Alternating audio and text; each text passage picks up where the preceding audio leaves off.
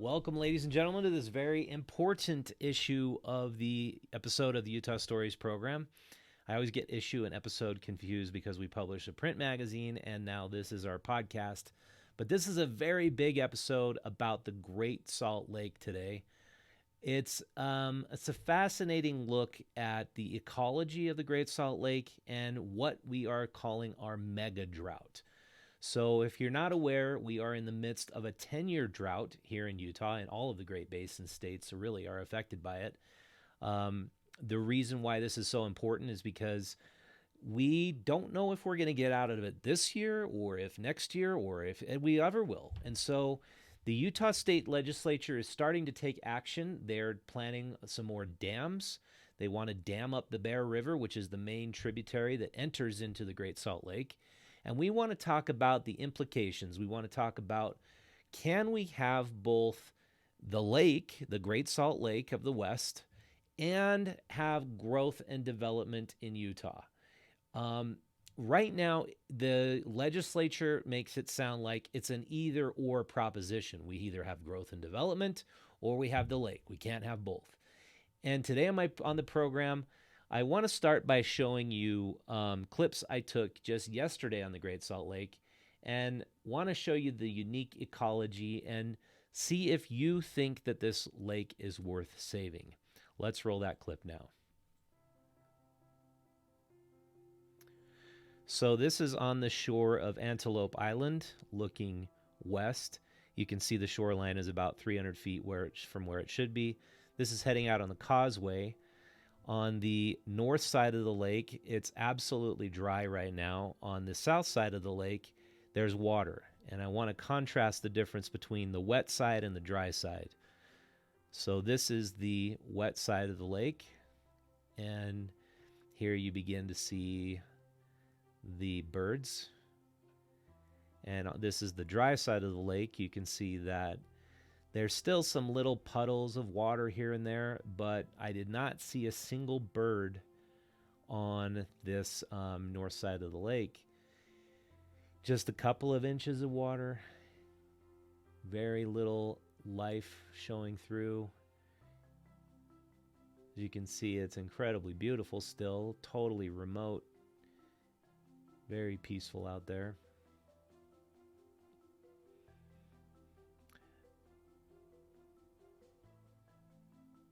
And what this is giving a glimpse of is what the entire lake would look like is if it were dried out. We would just really have a dry lake bed. And I'm going to go into more of that later in the program, what the implications of having a giant dried lake bed would be for the health and wellness of the people and residents living in the Salt Lake Valley. So now we're transitioning from the dry side again to the wet side of the lake. And here's where you begin to see a lot of birds. There was a whole lot more birds than I could even realize were out there until we flew over it. And you can see begin to see it's thousands upon thousands of birds are using this lake as one of their stop-off points in their migration. And of course, millions of birds live there. And this gives you another look. And so what I want to do again in this program is I want to show that it is not an either or proposition. It's not that we can have the lake or the growth and development of the Salt Lake Valley. I strongly believe we can have both. And I'm going to show you how it can be done. So let's get into the great mega drought and what we can be doing about it to save our Great Salt Lake. So the latest forecasts are saying if things don't improve by May next year, Glen Canyon Dam will no longer produce hydroelectricity. So if you want to look at the Great Basin region as an entirety, you have the 7 Great Basin states, and the major artery going through is the Colorado River.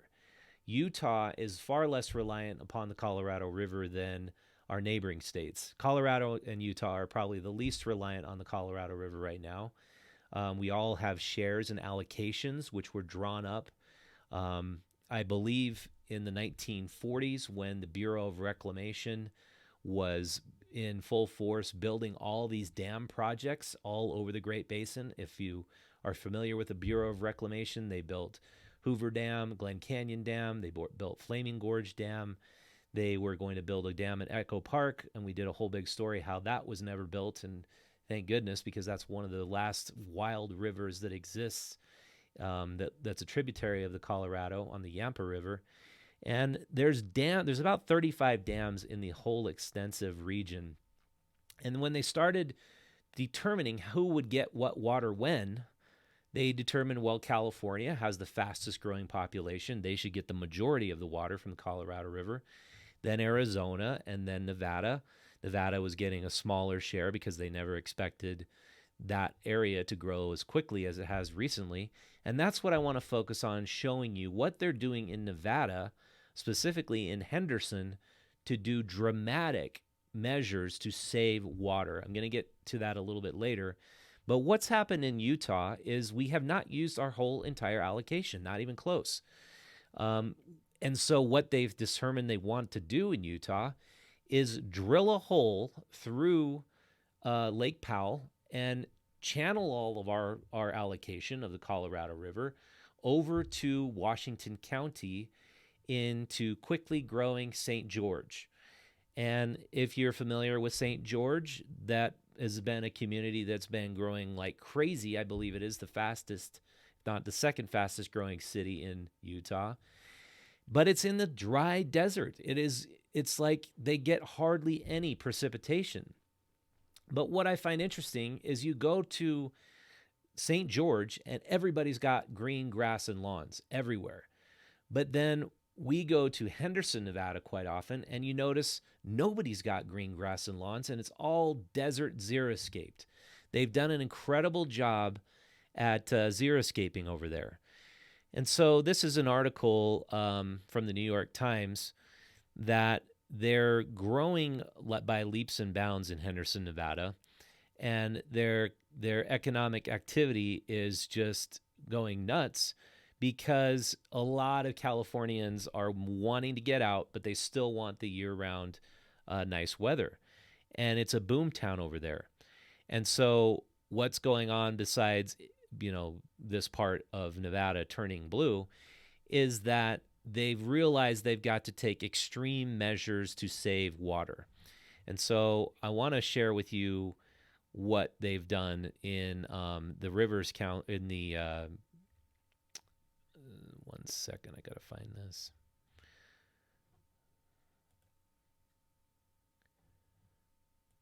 What they're doing in Nevada that we are not doing in Utah, not even close. What they're doing in Nevada in their Las Vegas water district is they're giving people subsidies for not having grass. And every bit of grass you pull out of your yard and save water, they're going to give you a subsidy, a tax subsidy. They stick with a mandatory watering schedule for all residents, and then they strictly monitor the amount of water usage people have. Now, if you're in Utah, you're like, oh, I don't want to do that. Are you kidding me? I don't want to water my grass. I don't want to have to go through all these measures to save water. But this is where it comes back to, do we want to have the Great Salt Lake, or do we want to have a dry lake bed there? I mean, really, it comes down to that. And because what we're facing now is that we are currently working on building a prison on the shore of the Great Salt Lake. This prison's costs are now ballooning.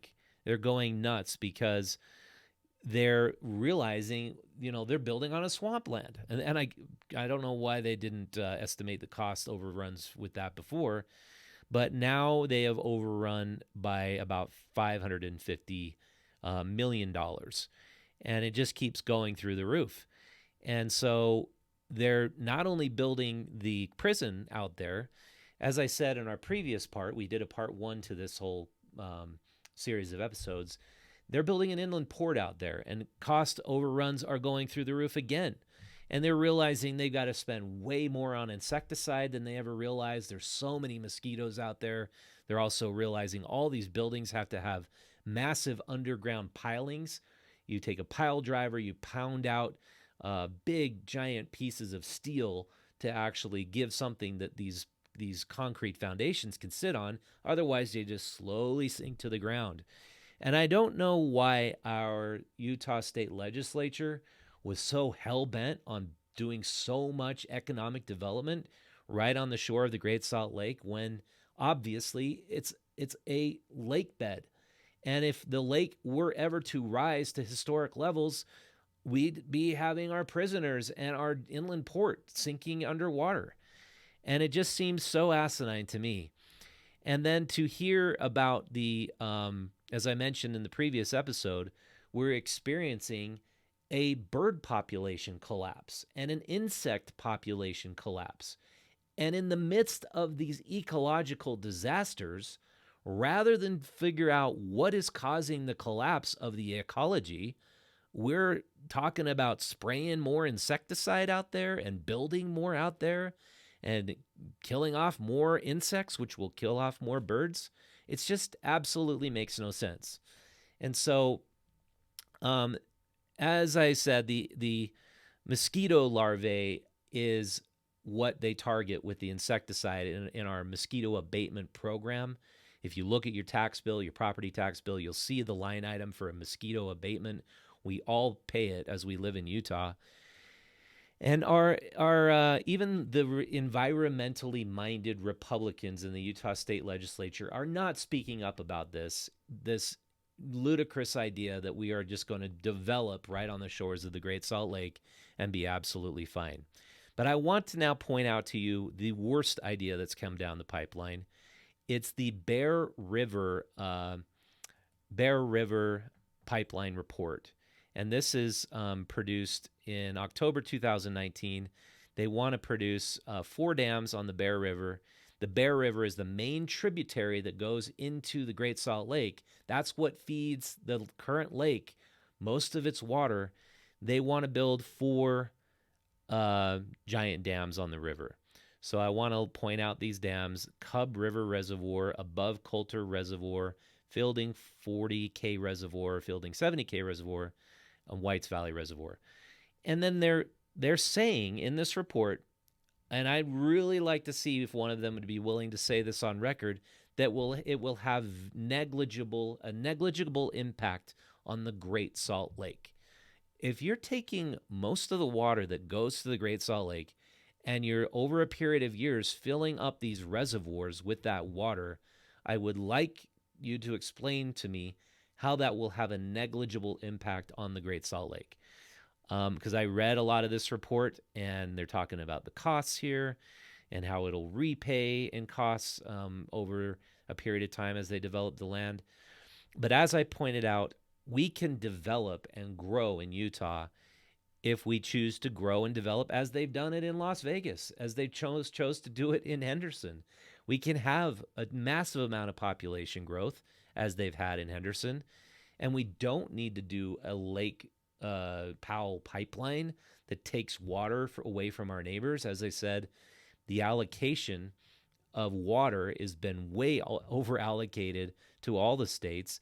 And if we build a pipeline to take our water from Lake Powell and take it away from the people who need it in Arizona, Nevada, and California, there's not going to be enough water for them.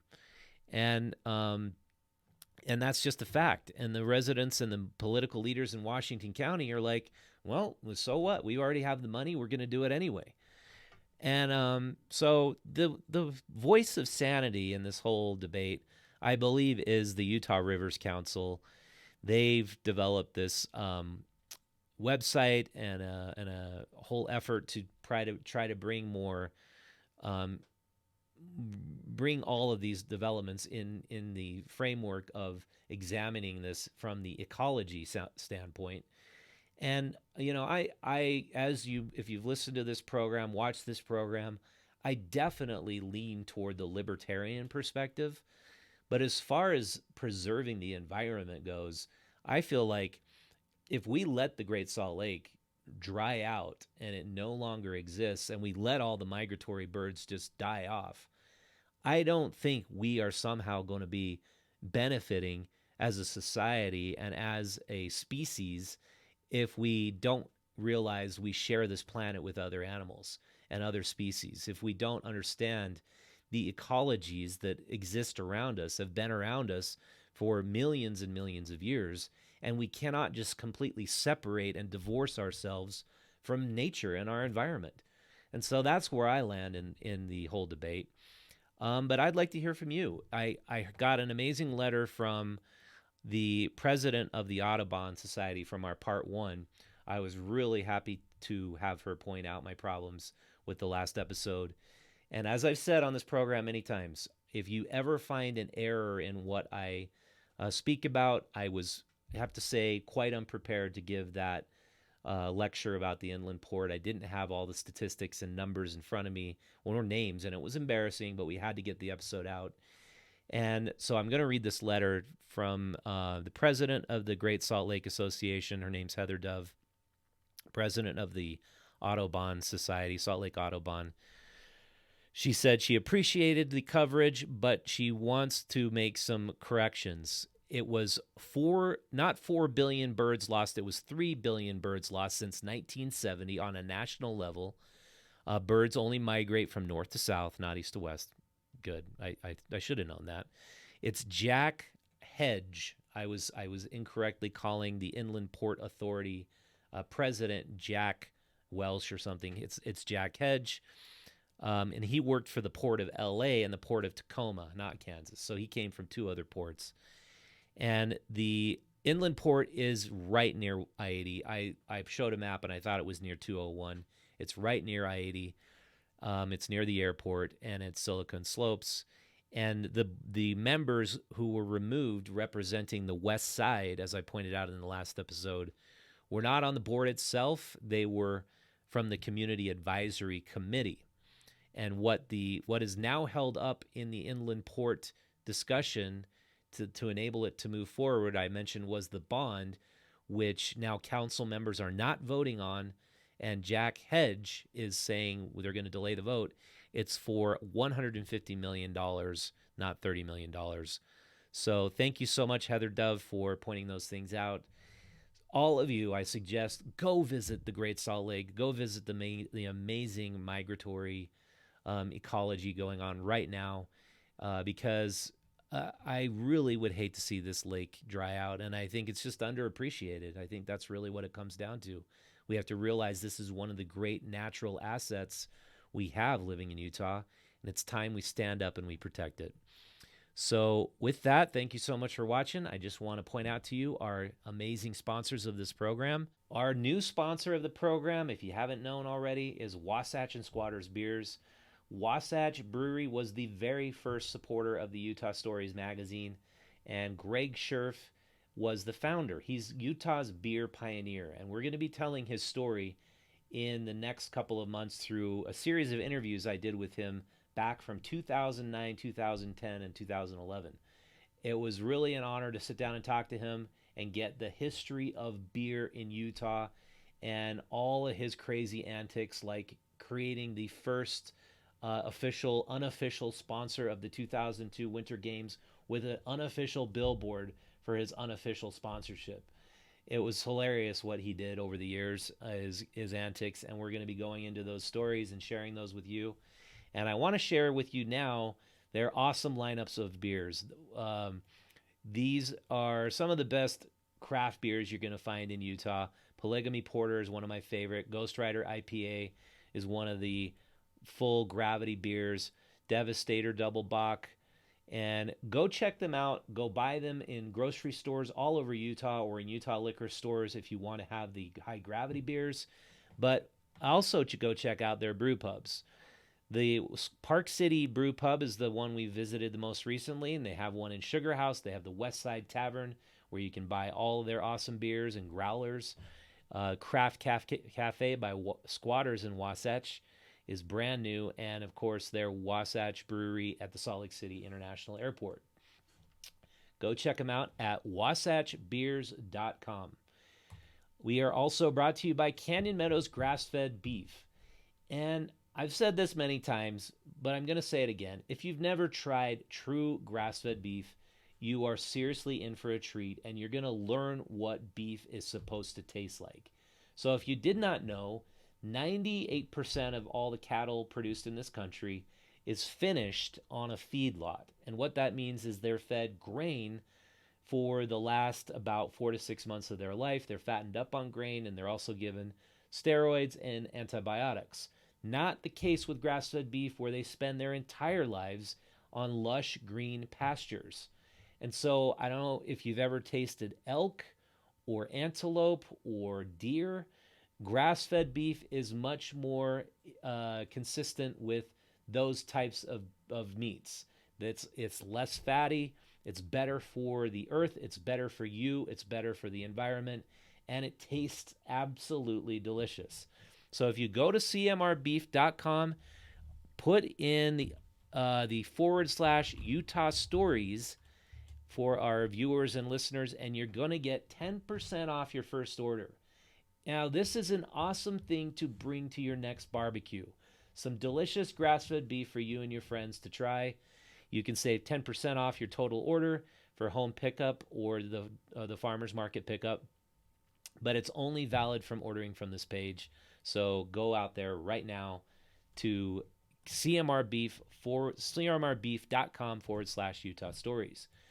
And finally, if you want to be a supporter of this program, all I ask of you right now is go subscribe to Utah Stories Magazine. It is $2 a month, $24 for the entire year, and we will send you a physical copy of Utah Stories print magazine. There's been studies proving that we absorb up to 70% more information by reading print material than we do from the screen, and you're going to want to absorb this information because we have stories this month all about some of the best distilleries in Utah, but all of the best haunted places. We have stories by some awesome writers, including Danny B. Stewart, Jennifer Jones, Heather L. King, an amazing food writer. Danny is an incredible folk writer. He collects folk stories from all over Utah, and he's just an amazing writer. And we're happy to feature them this month along with Ted Scheffler. And just go grab it. We've got this amazing story by Danny about what's lurking in Utah County. We have stories about a paranormal museum that's really creepy from a paranormal expert who went out and researched this by Jennifer Jones. This is about the great divide in the way we should be treating COVID right now by Kathy McKendrick. And so there's about 20 people who contribute to every episode, every issue of Utah Stories magazine. So much goes into this magazine. And for $24 a month, you not only support this program, you support the magazine, all our writers, and it's an incredible bargain. So go out to utahstories.com, just hit the subscribe button. And if you like this video, if you like this content, please give us a thumbs up. Subscribe to our channel on YouTube, and go check out our Instagram page. And with that, thank you so much for watching. Thanks for hanging out. I'll see you next time.